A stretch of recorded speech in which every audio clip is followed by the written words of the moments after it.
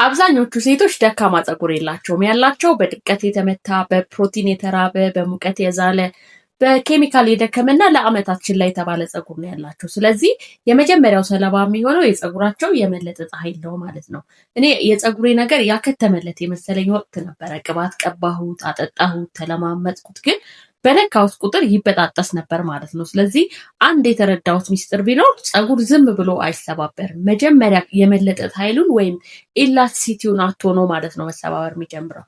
ምን ማለት ነው? የመለጠጥ ኃይል እንደሆነ ፀጉራችን በምንታጠብበት ሰዓት ውሃ ሲነካው ሲረጥብ ይለጠጣል፣ ሳይበጠስም ከርሊ እየሆነ ይመለሳል በተፈጥሮ ማለት ነው። ይሄ ግን ከሌለው ችግር አለበት ማለት ነው። ትንሽ ተለጥጦ የሚበጠስ ፀጉር አለ አንዳንድ ሰው ፀጉር፣ አንዳንዱ ደግሞ በጣም ስትረች ያደርጋል። በቃ ውሃ ሲነካው ዝልፍልፍ ይላል፣ ግን አቅም የለውም። አንዳንዱ ደግሞ ገና ውሃ ሲነካው እጅ ሲያርፍበት ስብርብር የሚል የፀጉር አይነት አለ ማለት ነው። ስለዚህ ልዩ ትኩረት ያስፈልጋቸዋል ማለት ነው። በተለይ ደግሞ በተለምዶ ከርዳዳ ፀጉር የሚባለው እንደኛ አይነት ፎርሲ ፀጉር ያለው ከተፈጥሮ ራሱ ከጭንቅላት ቆዳ ወጥቶ ገና ሳይረዝም ብዙ መጠማጠምስ እና ብሌንዶች ያለበት የፀጉር አይነት ነው ማለት ነው። ስለዚህ ሰው ከማንኛውም የፀጉር አይነት በላይ ወይም ታይፕ በላይ የመለጠጥ ባህሪ ያስፈልገዋል ማለት ነው። እኛ ደግሞ በተቃራኒ ተፈጥሮውን ዘለን ምንድን ነው የምናደርገው? ጥብቅ ያሉ ሹሩባ ስታይሎች እንጠቀማለን። ሰው ሰራሽ ፀጉሮች ኤክስቴንሽን እንከትበታለን እና ሁልጊዜ በእጅ እንነካከዋለን፣ እናስጨንቀዋለን በሙቀት ማለት ነው። ስለዚህ የፀጉራችን የመለጠጥ ኃይል ኢላስቲሲቲው ቀስ በቀስ እየተዳከመ ይሄድና ግን ምንም ገና እንዲ እጅ ሲያርፍበት መሰባበር ይጀምራል ማለት ነው።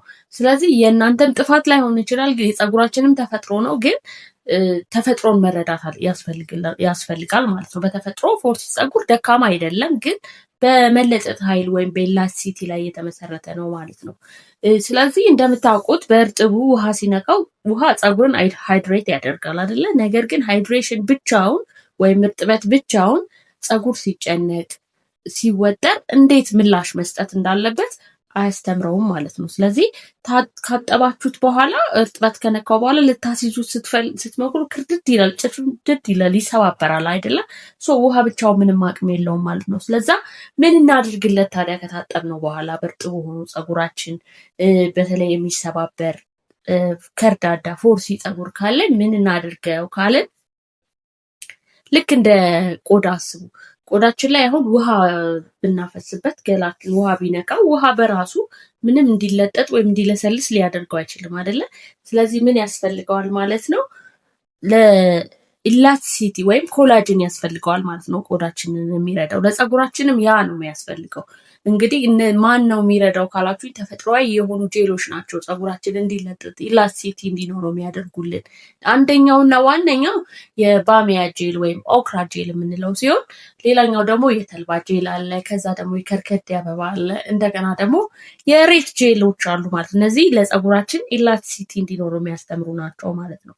ባሚያ እንደ እርጥበት ሰጪ ብቻ ሳይሆን ፀጉርን የመለጠጥ ባህሪ እንዲኖረው የሚረዳ ረዳቱ ነው ማለት ነው። ስለዚህ ብዙዎች ለምግብነት ነው የሚያውቁት። እኛ ግን ሃይድሬሽን ፕላስ ኢላስቲሲቲን የሚመልስ ድርቀቱን ደግሞ ድምጥማጡን የሚያጠፋ ሊኪድ ጎልድ ነው ዛሬ የምናየው ማለት ነው። ስለዛ የሚሰባበት ፀጉር ግትር አይደለም፣ እያመፀም አይደለም። ይልቁንም ምላሽ እየሰጠን ነው፣ እርዳታ እየፈለገ ነው ማለት ነው።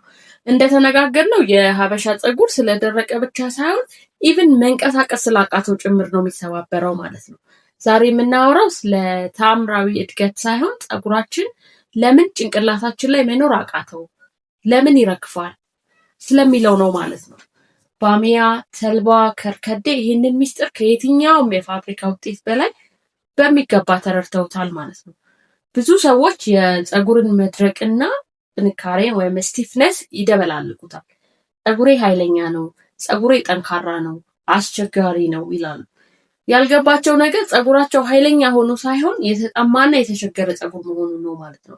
ለዛም ነው እንደፈለገ አይታጠፍም፣ አይታዘዝም፣ ሲበጠርም ሆነ ሲሰራ የሚሰባበረው ማለት ነው።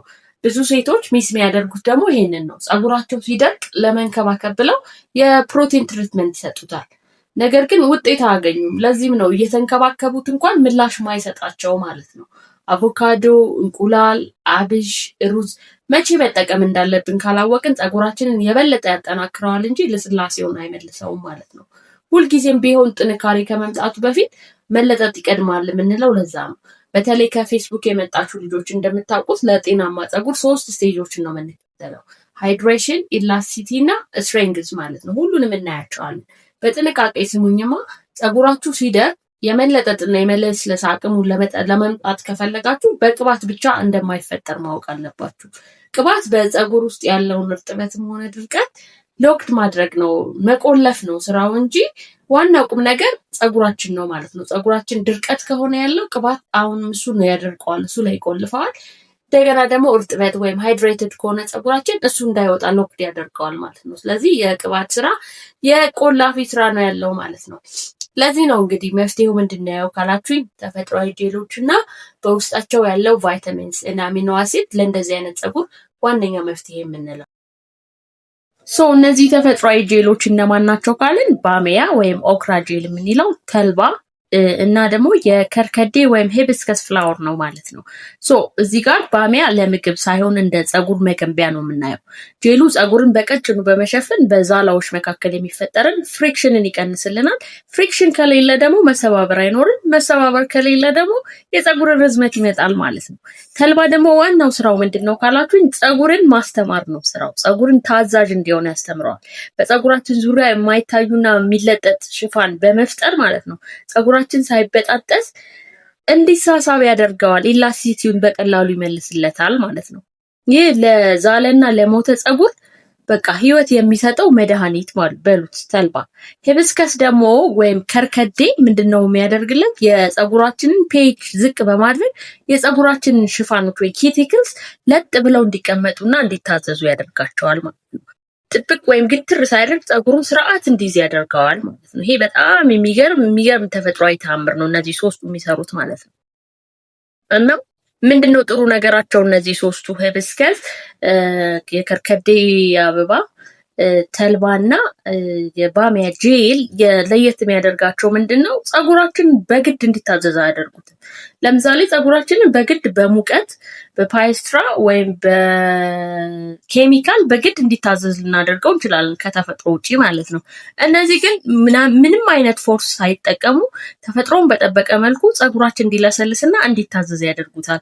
በጊዜ ሂደት እያሰለጠኑት ይሄዳሉ ማለት ነው እና ፀጉሩን በጊዜ ሂደት ከመግደል እየጠቀሙትና እያፋፉት ይሄዳሉ ማለት ነው።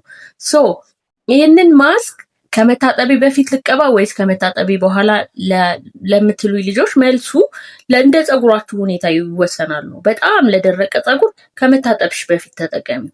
ለምን? ሻምፖ ውስጥ ያለው ንጥረ ነገር ፀጉርሽን ከማዳከሙ በፊት የመለስለስና የመለጠጥ አቅሙ እንዲያገኝ ይረዳዋል ማለት ነው።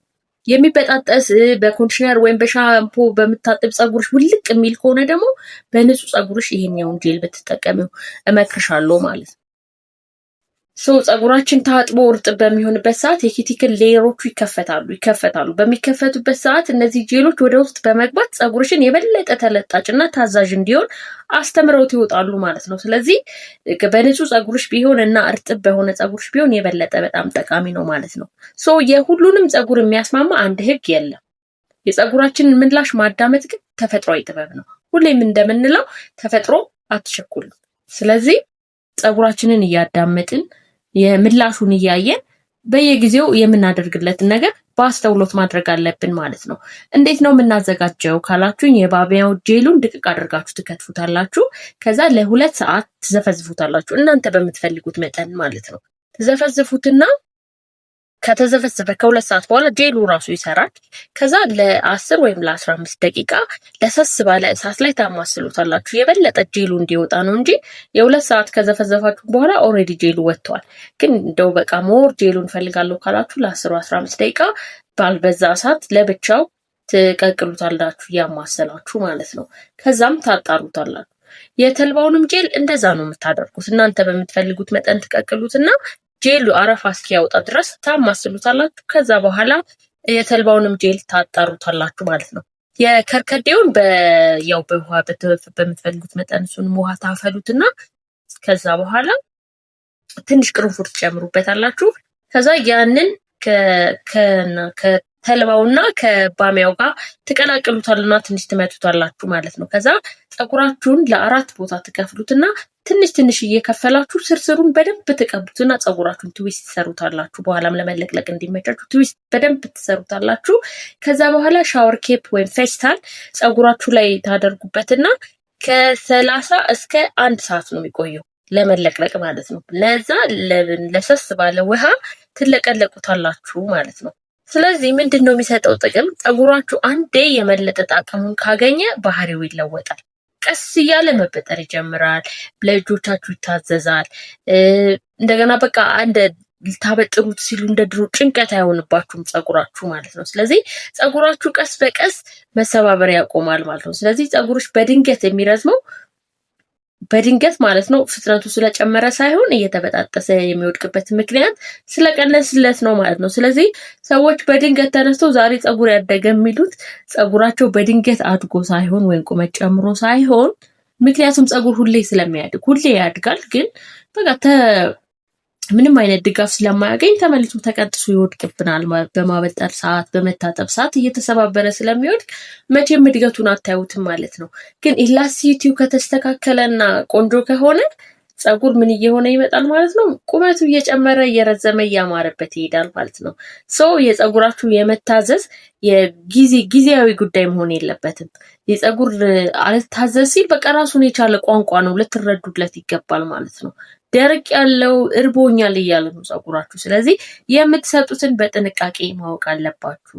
ፀጉራችሁ እንደፈለገ ሲታዘዝ እና ኢላስቲሲቲው ሲጨምር ሰላም ተሰምቶኛል፣ ጤነኛ ሆኛለሁ እያላችሁ ስለሆነ ይህን ኢንተርናሽናል ቋንቋ ልትረዱት ይገባል ማለት ነው።